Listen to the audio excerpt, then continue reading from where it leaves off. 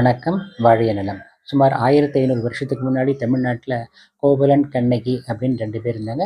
2 பேரும் கணவன் மனைவி திருமணம் செஞ்சுட்டு இருந்தாங்க. 2 பேரும் வசதியான குடும்பத்தை சேர்ந்தவங்க. சந்தோஷமாக குடும்பம் நடத்திட்டு இருந்தாங்க. அப்போ ஒரு நாள் ஒரு ஃபங்க்ஷனில் ஒரு டான்ஸ் ஃபங்க்ஷன் நடக்குது. அதுக்கு கோவலன் போகிறாரு. அங்கே மாதவி டான்ஸ் ஆடுறாங்க. அந்த டான்ஸை பார்த்தோன்னே அவருக்கு அதுக்கப்புறம் மாதவியோட பழக்கம் ஏற்பட்டு அவங்க வீட்டுக்கு போகிறாரு. அதுக்கப்புறம் கொஞ்சம் கொஞ்சமாக கண்ணகி வீட்டுக்கு வரது நிறுத்திடுறாரு. மாதவி வீட்டிலே தங்கிடுறாரு. மாதவியோட அம்மா கோவலன் கேட்டார் அப்படின்னு சொல்லி கொஞ்சம் கொஞ்சமாக கண்ணகி வீட்டில் இருந்த நகையெல்லாம் கேட்டு வாங்கிடுறாங்க. இப்படி போயிட்டு இருக்கும்போது ஒரு நாள் ஒரு ஃபங்க்ஷனில் மாதவி ஒரு பாட்டு பாடுறாங்க. அந்த பாட்டில் ஒரு ஆண் மகனை நினச்சி பாடுற மாதிரி இருக்குது.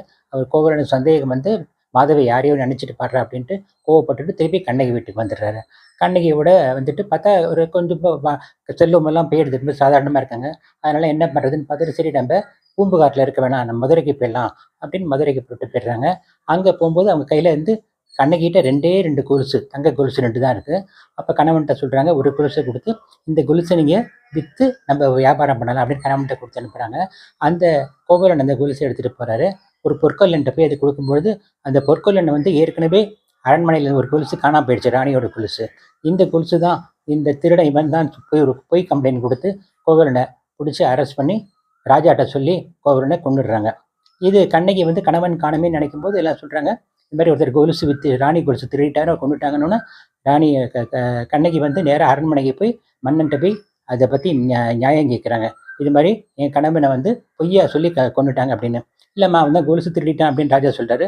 பாருங்கள், என்னோட இன்னொரு கொலுசு இருக்குது அப்படின்னு இந்த கொலுசை உடைக்கிறாங்க. அதுலேருந்து மாணிக்கப்பரலாக கொட்டுது. ராணியோட கொலுசை உடைச்சா ஒரு கொலுசில் முத்துப்பரலும் இன்னொரு கொலுசில் மாணிக்கப்பரலும் இருக்குது. ராஜா தவிர உணர்ந்து ரொம்ப ஃபீல் பண்ணுறாரு. அப்படியே கீழே விழுந்து இறந்துடுறாரு. ராணியும் அந்த கீழே விழுந்து அவங்களே இறந்துடுறாங்க. கண்ணகி அந்த கோபம் தாங்காமல் மதுரை அரண்மனையை அப்படியே இந்த தீப்பந்தத்தை எடுத்து கொளுத்திட்டு மதுரையே கொளுத்திடுறாங்க. பின்னாடி அவங்க தெய்வமாகிடுறாங்க. இப்போயும் தமிழ்நாடு ஃபுல்லாக கண்ணகிக்கு எல்லா இடத்துலையும் சிலை இருக்குது.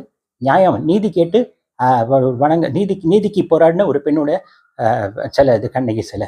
நன்றி, வணக்கம்.